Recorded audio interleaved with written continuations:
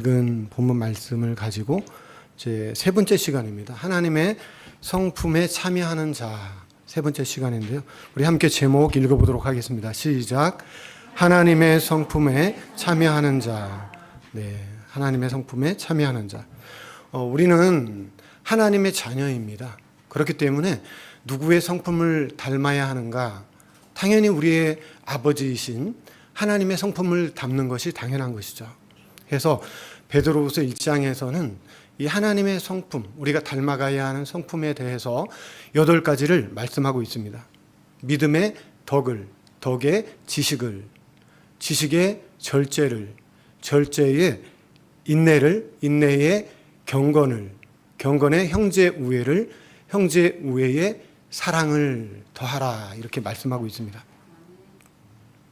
8가지를 우리가 쭉 이제 계속해서 보고 있는데 말씀을 들으면서 나에게 부족한 것은 무엇인지 우리가 생각하면서 그 부분을 우리가 더욱더 채우기 위해서 기도하며 힘쓰는, 더욱더 주님을 닮아가기 위해서 그 성품을, 아버지의 성품을 닮아가기 위해서 정말 힘쓰는 그런 시간이 되었으면 좋겠습니다. 먼저 믿음이란 무엇이라고 했습니까? 한 인격에 대한 나의 신뢰라고 그랬습니다. 한 인격에 대한 나의 신뢰하는 마음이 믿음이라고 그랬습니다. 그래서 그 한 인격은 누구냐? 바로 믿음의 주여 우리를 온전케 하시는 이 예수 그리스도다 이렇게 말씀을 드렸습니다. 그런데 믿음의 주여 또 온전케 하시는 이 예수를 바라보자 이렇게 성경은 말씀하고 있는데 그러면 어떻게 예수님을 바라봐야 하는가? 그냥 바라보는 것이 아니라 날마다 새롭게, 어제 그랬으니까 오늘도 그럴 거야, 이런 과거의 하나님, 과거의 주님을 고백하는 것이 아니라 날마다 새 날을 주시고 날마다 새 일을 행하시는 그 주님을 기대하며 새롭게 주님을 바라봐야 한다라고 분명히 말씀을 드렸습니다. 그럴 때 그분을 새롭게 바라볼 때 그분이 우리 안에 능력으로 계셔서 우리의 삶을 이끌어 가시고 날마다 승리하게 해 주시는 줄로 믿습니다. 근데 믿음의 덕을 이렇게 말씀했거든요. 그럼 덕은 뭐냐? 바로 두 번째 믿음의 덕이 있어야 한다고 했는데 그것은 무엇인가 하면 우리 그리스도인의 삶은 첫 번째는 하나님께 영광을 돌리는 삶을 살아야 합니다. 그리고 두 번째는 반드시 교회, 이 공동체에 유익이 되는 삶을 살아가야 한다. 이렇게 말씀을 드렸고요. 또 한 가지는 우리 이웃들 또 형제와 자매에게 덕을 끼치는 말과 행동을 하며 살아야 한다라고 이렇게 말씀을 드렸습니다. 오늘은 그 위에 또 지식을 더하라 이렇게 말씀하고 있거든요. 성경에서 말하는 지식은 어떤 지식이냐? 우리가 공부를 많이 해서 알아가는, 그 지식을 더해가는 그런 세상적인 지식이 아니에요. 공부를 많이 해서 얻게 되는 지식이 아니라는 것이죠. 그러면 성경에서 말하는 지식은 어떤 지식이냐? 우리 잠언 1장 7절 말씀을 우리 함께 읽어보도록 하겠습니다. 함께 읽겠습니다. 시작. 여호와를 경외하는 것이 지식의 근본이거늘 미련한 자는 지혜와 훈계를 멸시하느니라. 네. 지식의 근본은 무엇이라고요? 하나님을 경외하는 것이다. 어디에 있든지 무엇을 하든지 늘 하나님을 의식하고 그분을 두려워하고 또 그분을 늘 사랑하며 살아가는 것이 지식의 근본이라고 성경에서는 분명히 말씀하고 있는 줄로 믿습니다. 이렇게 하나님을 경외하는 사람에게 하나님은 지식을 더하여 주는 줄로 믿습니다. 지혜와 지식을 더해 주신다 이렇게 말씀했는데 하나님을 우리가 더욱더 알아가면 알아갈수록, 하나님을 우리가 더욱더 신뢰하면 신뢰할수록 하나님은 우리에게 통찰력을 주십니다. 세상을 꿰뚫어 볼 수 있는 통찰력을 주시고 우리가 어떻게 옳고 그름을 분별할 수가 있겠어요. 하지만 무엇이 옳고 무엇이 그른지 분별할 수 있는 능력을 우리에게 주신다라는 것이죠. 이것이 바로 성경에서 말하는 지식입니다. 사사기 7장, 8장 말씀을 보면요. 기드온과 300용사의 이야기가 나옵니다. 거기 보면 미디안에 13만 5천 명의 대군이 쳐들어와요. 근데 하나님은 이 상대가 안 되잖아요. 300명과 13만 5천 명과 싸우라는 것이죠. 그때 기드온이 하나님 앞에 기도를 합니다. 그랬더니 하나님이 뭐라고 말씀하시냐면 총칼을 들고 나가는 것이 아니라 항아리를 들고 그 속에다 횃불을 넣고 그리고 나팔을 들고 나가라 이렇게 말씀하는 거예요. 세 때로 나누어서 100명 그 적들을 둘러싸고 이제 하나님이 말씀하실 때만을 기다리는 것이죠. 하나님이 하나님을 위하여 기도원을 위하여 이렇게 외칠 때 기도원이 외칠 때 그들이 일제히 항아리를 깨트리고 그 안에 든 횃불을 들며 나팔을 빵빠라바 하고 불었더니 어떻게 됩니까? 하나님이 친히 싸워주시는 거예요. 서로 자기들끼리 총칼을 겨누게 되고 서로가 서로를 막 죽이는 이런 일이 벌어지고요. 그 13만 5천 명에서 1만 5천 명만 살아서 도망을 가게 됩니다. 이렇게 1만 5천 명이 이제 도망가게 되는데 하나님은 그런 거죠. 기드온 입장에서는 하나님 이만하면 됐죠. 우리가 승리했으니까 뭐 도망가는 사람까지 따라갈 필요가 있습니까? 이렇게 말을 하는 것이죠. 그랬더니 하나님께서 뭐라고 말씀을 하시냐면 그들을 뒤쫓아가라 이렇게 말씀을 하시는 거예요. 그래서 이제 몸은 피곤하지만 그들을 뒤쫓아갑니다. 피곤하나 뒤쫓았더라 이렇게 말씀하고 있어요. 성경에서는. 그들이 피곤했지만 하나님이 말씀하시니까 그럼에도 불구하고 그 말씀에 순종해서 뒤쫓아가는 거예요. 우리가 하나님의 일을 할 때 피곤할 때가 있죠. 힘들 때가 있죠. 하지만 하나님께서 그럼에도 불구하고 또 말씀하시면 그 말씀에 순종해야 되는 줄로 믿습니다. 뒤쫓아갔더니 어떤 일이 벌어지느냐? 결국 그들을 끝까지 순종해서 다 죽이게 되고 승리를 하게 되었다 이렇게 말씀하고 있는데 호세아서 4장 6절에 보면 이런 말씀이 있습니다. 내 백성이 지식이 없으므로 망하는도다. 내 백성이요 지식이 없어서 망한다는 그 지식은 뭘 말하는 걸까요? 세상이 말하는 그런 공부에서 얻는 지식일까요? 그렇지 않아요. 내 백성이 지식이 없어 망하는도다. 네가 지식을 버렸으니 지식을 버렸다는 건 뭘 버렸다는 거예요? 하나님을 버린 것이고 하나님의 말씀을 버리는 거예요. 너를 버려 내 제사장이 되지 못하게 할 것이요 네가 네 하나님의 율법을 잊었으니 나도 내 자녀들을 잊어버리리라. 그러니까 지식은 하나님을 아는 지식을 말하는 거죠. 호세아 선지자는 창녀랑 고멜과 결혼하라는 게 이해가 안 갔지만 순종을 했어요. 또 아이를 놓고 집을 나갔어요. 그럼에도 나가서 네 아내를 데려오라고 합니다. 데리고 왔어요. 또 아이를 낳았는데 또 집을 나가서 바람을 피고 뭐 이렇게 창녀촌에 가서 또 몸을 파는 거죠. 그럼에도 불구하고 하나님은 호세아에게 너 가서 돈을 주고 이번에는 사와라. 그러면서 너는 이렇게 말하라. 그럼에도 불구하고 당신은 내 아내요. 그럼에도 불구하고 나는 여전히 당신을 사랑하오. 이렇게 말하는 거예요. 호세아는 이해가 안 가죠. 그 말이 입에서 잘 떨어지지도 않는 거죠. 하지만 순종해서 그렇게 했을 때 그날 저녁에 하나님은 호세아에게 찾아오셔서 호세아에게 말씀하십니다. 호세아야, 하나님 저는 오늘도 이해가 가지 않지만 순종했어요. 도대체 왜 그러시는 거예요? 또 하나님께 물으려고 할 때 하나님은 오늘은 내 말 좀 하자.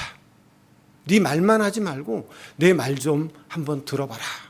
그리고 하나님이 말씀하시는데 내 백성이 끊임없이 내가 내 종들을 보내서 사랑한다. 너희는 내 아내다.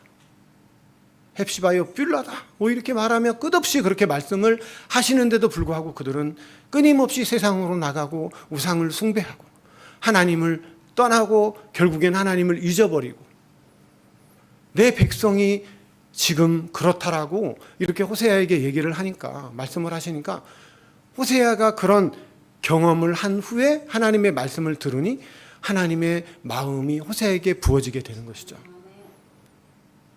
호세아는 드디어 하나님의 마음을 알게 되는 거예요. 하나님을 아는 지식이 호세아에게 임하게 되는 것이죠. 하나님 앞에 항상 말씀과 기도로 깨어 있어서 주님을 더욱더 깊이 알아갈 때 하나님은 우리에게 하나님의 마음을 부어주시는 줄로 믿습니다. 이것이 성경에서 말하는 하나님을 아는 지식이라는 거예요. 우리 성도님들, 내가 이해가지 않는 상황, 어떤 여러 가지 환경 속에 있다 할지라도 믿음으로 순종하셔서 하나님의 마음이 부어져서 하나님을 아는 지식이 더해지게 되시기를 주님의 이름으로 축복합니다. 그럴 때 우리에게 임하는 게 영적 통찰력과 분별력을 하나님이 우리에게 부어주신다는 거죠. 그것이 하나님이 주시는 지식이고, 이제 지식의 절제를 더하라. 이 부분이 더 중요해요, 사실은. 그래서 이 부분을 조금 더 준비를 했는데, 지식의 절제를 더하라. 네 번째 하나님의 상품은요, 절제입니다. 절제. 영어 성경에 보면 셀프 컨트롤이라고 나와 있어요. 이 말의 뜻은 뭐냐면 자기를 다스리는 것. 자기가 자기를 스스로 다스리는 것을 절제한다, 이렇게 말하고 있는 것이죠. 근데 이 절제는 여기만 나오는 것이 아니라 갈라디아서에 보면 성령의 9가지 열매가 나오게 되는데, 거기에 사랑과 희락과 화평과 오래 참음과 자비와 양성과 충성과 온유와 절제가 나오거든요. 근데 마지막에 뭐가 나와요? 마지막에 나오는 게 절제가 나와요. 제일 먼저 나오는 게 사랑이 나오고 마지막에 절제가 나오는 거죠. 이만큼 절제는 중요한 거예요. 하나님의 성품이기도 하지만 성령의 열매라는 거예요. 절제가 너무나 중요한 것입니다. 절제는 자신의 욕망이나 충동을 스스로 억제하고 적절하게 조절하는 것을 절제다, 이렇게 말하고 있어요. 우리 나름대로 훈련을 많이 합니다. 그래서 훈련에서 끊임없이 우리는 참아내는, 잘 참는 훈련을 하는 거죠. 참고 인내하고, 그래서 또 절제를 하게 되는데, 내 의지로는 할 수 있을까요? 없을까요? 안 돼요. 내 의지로는 안 돼요. 왜? 이것은 성령의 열매이기 때문에 성령께서 우리 안에 계시고 그분이 우리를 다스려 갈 때만이 우리가 절제된 삶을 살아갈 수 있게 된다는 것이죠. 내 의지로는 한계가 있다.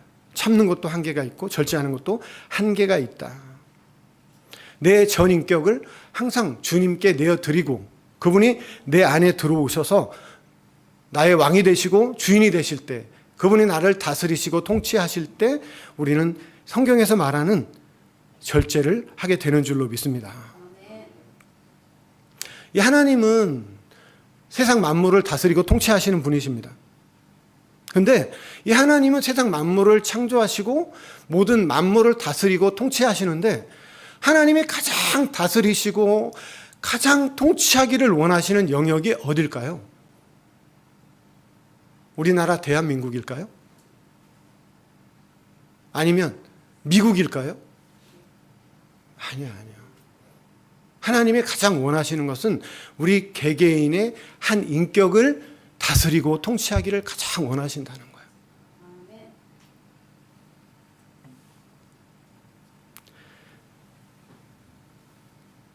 우리의 마음의 중심에 하나님께서 주인이 되시고 왕이 되셔서 신이 우리를 이끌어 가시고 다스리실 때, 그럴 때 뭐라고 말을 하느냐? 하나님의 나라가 임했다.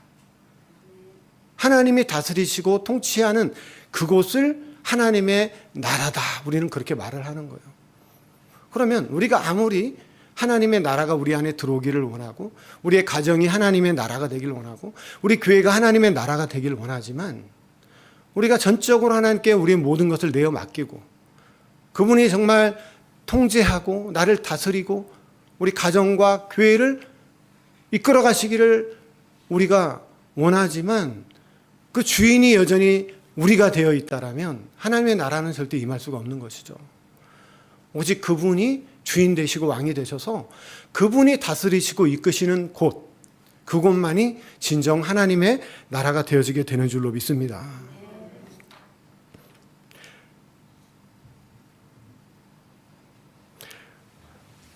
누가복음 10장에 보면 선한 사마리아인에 대한 이야기가 나옵니다. 이 선한 사마리아인은요, 굉장히 절제된 사랑을 합니다. 우리가 사랑을 많이 하지만 대부분 사랑에 성공하셨나요? 네, 맞아요. 솔직하신 거예요. 우리는 사랑에 끊임없이 실패하며 살아갑니다. 네, 왜 사랑에 실패한다고 그러지? 이해 안 가시죠? 우리는 사랑에 실패하며 살아갈 수밖에 없어요. 이 사랑은 철저하게 절제된 사랑을 해야 되는데, 우리가 자녀들에게도 무조건적인 사랑을 하다 보면 나중에 그 자녀 때문에 상처를 받고 후회를 할 때가 얼마나 많습니까? 부모 입장에서도. 그게 그 이유가 뭐냐면 절제되지 못한 사랑을 하기 때문에 그렇다는 것이죠. 가정에서뿐만 그러겠습니까? 남녀 간에도 그렇고 모든 우리가 살아가는 모든 영역에서도 그럴 수밖에 없다는 것이죠. 이 선한 사마리아인은 길을 가다가, 여행을 하다가 강도 만난 이웃을 만납니다. 그때 이 선한 사마리아는 이는 자기가 가지고 있던 포도주를 꺼내서 그 상처를 소독을 해줘요. 깨끗하게 씻어내고요. 그 위에 기름을 발라서 피를 멈추게 합니다.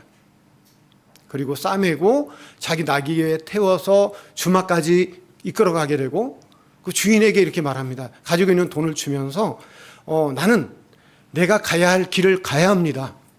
그러니 만약에 이 사람을 잘 보살펴 주되 만약에 돈이 부족하거들랑 내가 돌아올 때 주겠으니 이 사람을 내 대신 잘 보살펴 주십시오. 부탁을 하고 떠나는 거예요. 근데 우리는 이런 절제된 사랑을 하지 못할 때가 너무나 많다는 거죠. 우리는 분명히 가야 할 길이 있고 우리가 끊임없이 달려가는 그 목적지가 있음에도 불구하고 우리가 어떤 그런 사랑이라는 명목으로 목적지를 상실하고 내가 가야 할 길을 잃어버리고 그곳에 묶여 있을 때가 있다라는 것이죠. 근데 그것은 절제된 사랑이 아니라는 거예요. 내가 갈 길을 가면서 내 목적지가 무엇인지를 정확하게 알고 내가 할 수 있는 최선을 다하는 것, 여기까지가 절제된 사랑이라는 거예요.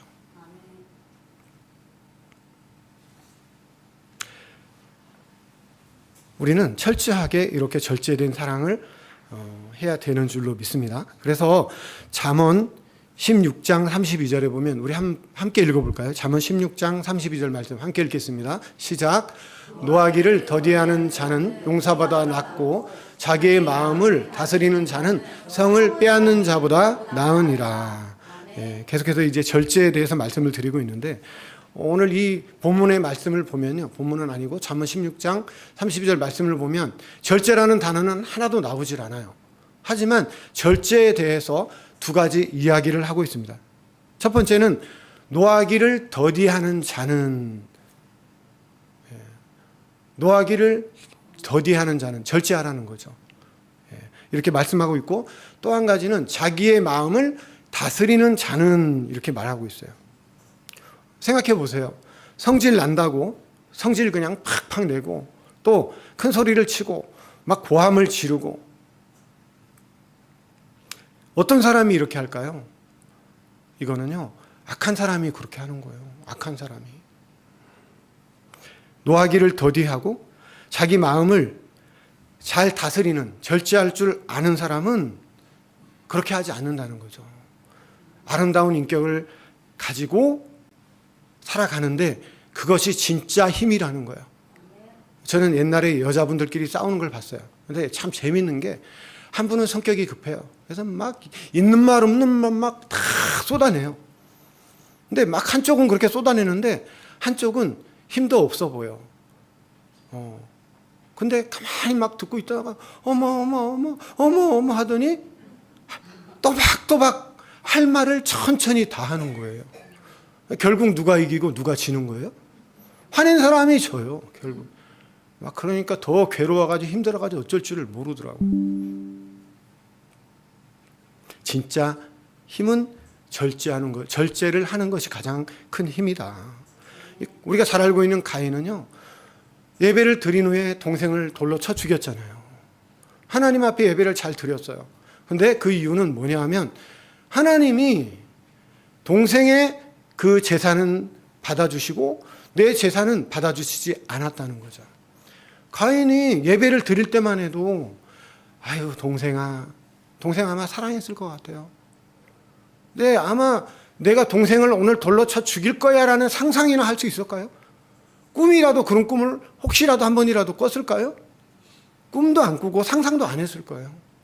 그런데 하나님 앞에 예배를 드리고 하나님이 내 예배를 안 받았다는 것 때문에 분노가 일어나고 화가 막 치밀어 오른 거죠.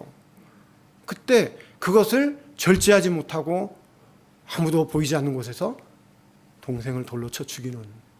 근데 성경에서 뭐라고 이렇게 말씀하고 있는 줄 아십니까? 화를 낼 때 그 가인 안에 뭐가 쑥 들어갔겠어요? 마귀가 들어갔다고 이렇게 말씀하고 있어요. 우리가 화를 내면 뭐가 들어가요? 우리 안에? 마귀가 들어간다는 거예요. 우리가 분노하면, 성질 내면 뭐가 들어가요? 그 순간에? 마귀가 들어간다는 거예요. 요한일서 3장 12절 말씀 우리 함께 읽어보겠습니다. 요한일서 3장 12절 시작. 가인같이 하지 말라. 그는 악한 자에게 속하여 그 아우를 죽였으니 어떤 이유로 죽였느냐? 자기의 행위는 악하고 그의 아우의 행위는 의로움이라. 가인같이 하지 말래요. 그는 악한 자에게 속하여, 악한 자에게 속해서 아우를 죽였다는 거죠. 우리는 언제든지 누구에게 속해야 됩니까? 하나님께 속해야 돼요. 절대로 우리는 악한 자의 소속이 돼서도 안 되고 악한 자의 그 다스림을 받아서도 안 된다는 것이죠. 잘 기억하시기 바랍니다. 화를 다스리지 못하고 우리가 분노를 다스리지 못하면 그 순간 사단이 들어간다는 거. 가인이 돌로 쳐 죽일 때 가인이 죽였나요? 동생을 가인이 죽였을까요? 그거는 겉으로 드러난 것이고 가인이 사단에게 속아서 아벨을 동생을 죽인 거예요. 원수 마귀가 그렇게 하게 한 거지 가인이 한 게 아니에요. 근데 이 원수 마귀는 우리가 분노하고 화를 낼 때 우리 속에 들어와서 그런 일을 우리가 하게 만든다는 것이죠.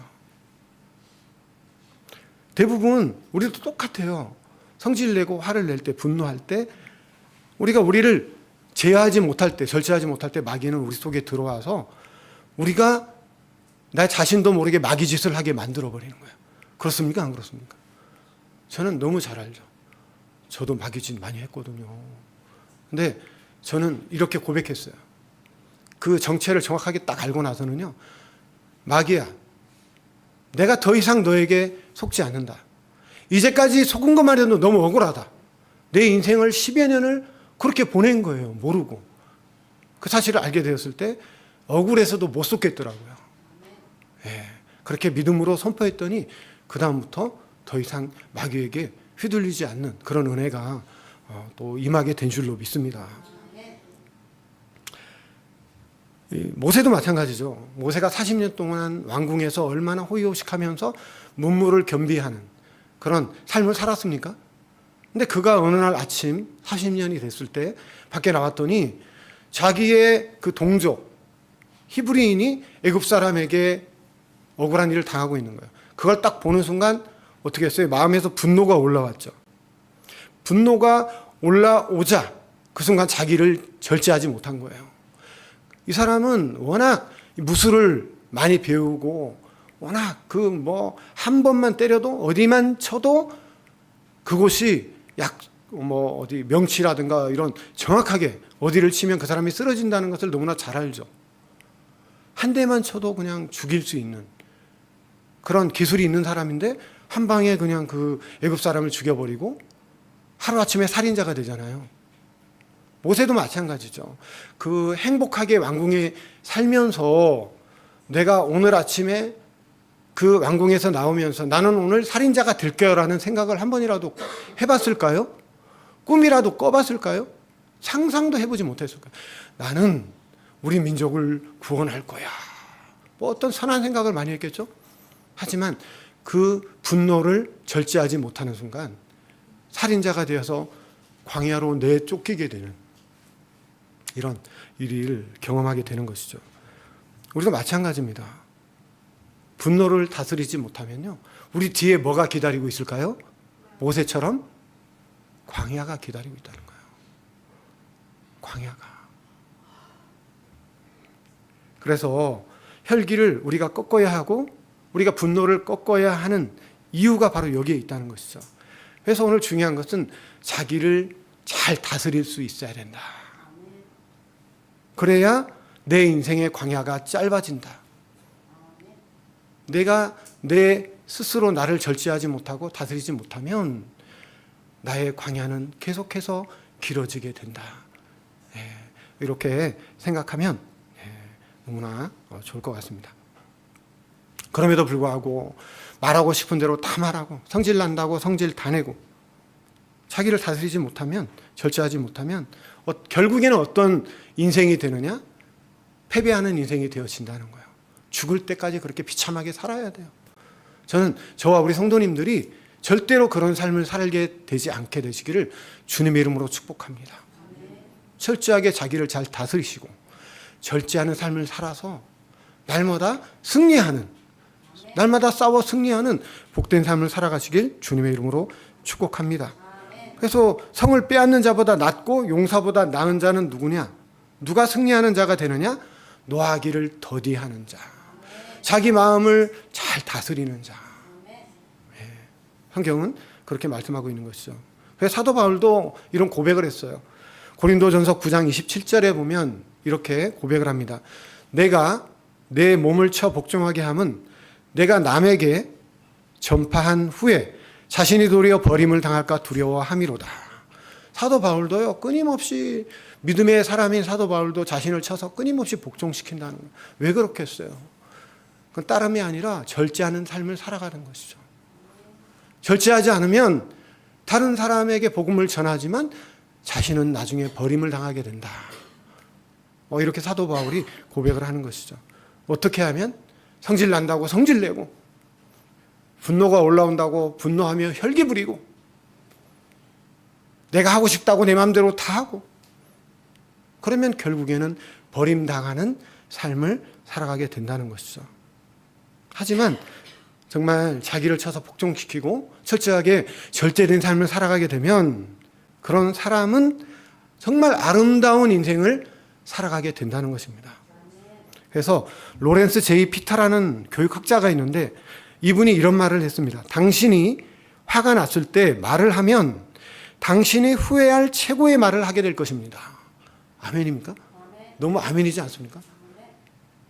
당신이 화가 났을 때 그때 말을 그냥 해버리면 당신의 인생의 최고 후회될 말을 그 순간 하게 된다는 거예요. 어떻게 하라는 거예요? 그러면 화가 났을 때는 입을 다물라는 거예요. 사실 앞에서 이런 말씀 드리기는 좀 뭐하지만 우리 이영봉 목사님께서 그 되게 굉장히 잘 하시더라고요. 정말 화가 나고 정말 그런 일이 있었어요, 실제로. 저는 눈치를 옆에서 막 봤죠. 그런데도 끝까지 말을 안 하시더라고요. 제가 나중에 여쭤봤어요. 그런데 저 같으면 못 견뎠을 것 같은데 어떻게 그렇게 끝까지 말을 안 하실 수 있었냐고. 이거는 정말 그 어떤 능력보다도 정말 큰 능력인 것 같습니다. 맞죠, 목사님? 제가 여쭤봤죠? 참, 그러니까 우리가 배워야 합니다. 이렇게 절제를 못하게 되면요, 결국에 건강도 해치게 되고, 나중에는 하나님의 은혜도 막히게 되고, 그러면 결국에는 기도줄도 막히게 되고, 그러면 우리는 하나님으로부터 오는 모든 복을 받을 수가 없는 것이죠. 어떻게 보면 가장 어리석은 사람이다. 화난다고 말 다 하고 성질내고, 그런 사람은 어리석은 사람이다. 이렇게 말할 수 있습니다. 그래서 고린도전서 9장 25절에 보면 이렇게 말합니다. 이기기를 다투는 자마다 모든 일에 절제하나니 그들은 썩을 승리자의 관을 얻고자 하되 우리는 썩지 아니할 것을 얻고자 하느니라. 이기기를 다투는 자마다 모든 일에 절제한대요. 날마다 이기는 삶을 살길 원하십니까? 그러는 자는요, 모든 일에 절제한대요. 모든 일에. 올림픽에 나가서 금메달을 따는 선수들을 보면요, 세상에 그 선수촌에 들어가서 매일 하루도 안 쉬고 똑같은 훈련을 그 땀을 비릿땀을 막 펄펄 흘리면서 누가 시키지도 않는데 죽기 살기로 열심히 해요. 4년을. 왜 그래요? 메달 따려고. 근데 그 메달은 어떤 메달이에요? 썩어질 메달이에요. 사실은 이 땅에서는 잠깐 영광은 없겠지만 결국 사라지는. 하지만 우리는 어떤 메달을 얻을 사람들입니까? 어떤 승리의 관을 얻을 사람들입니까? 영원히 썩지 않는 그런 승리의 관을 얻을 사람들인데, 그러면 우리는 어떻게 해야 돼요? 썩을 면류관을 얻기 위해서도 4년간 죽기 살기로 그 일을 반복하는데, 우리도 마찬가지예요. 끊임없이 올라오는 분노와 혈기와 뭐 여러 가지 그런 것들이 있잖아요. 이게 금방 없어집니까? 안 돼요. 끊임없이 훈련해야 돼요. 오늘 넘어졌지만 또 힘쓰고 또 몸부림치고 그러기 위해서 또 훈련을 하고, 훈련을 하는 이유가 거기에는 하다 보면요, 어느 순간 나도 모르게 그런 사람이 되어져 있는 것이죠. 절대 그런 일이 있다고 포기하지 마시고, 어인은 7번 넘어지지만 8번 일어나는 사람이 어인이라고 했잖아요. 끝까지 포기하지 않는 그런, 그 한이라는 아이가 있는데 축구하던 아이인데 그 아이가 이런 말을 하더라고요. 너 절대 포기하지만 마. 포기하지 않으면 너는 반드시 잘하게 될 거야 라고 얘기했더니 얘가 이런 얘기를 해요. 맞아요, 목사님. 우리 축구 감독님이 이런 얘기를 했어요. 그럼 무슨 얘기 했냐? 그랬더니 포기는 배추 쓸 때만 사용하는 단어다 이랬대요. 그러면서 그 감독님이 이 아이에게 절대 포기하지 말라고 그런 얘기를 했다는 거예요. 우리도 마찬가지야. 우리 신앙생활에 있어서 절대 포기하지 않는 그런 믿음의 우리 귀한 성도님들 다 되시길 주님의 이름으로 축복합니다. 여기까지만 하겠습니다. 여기까지만 하고요.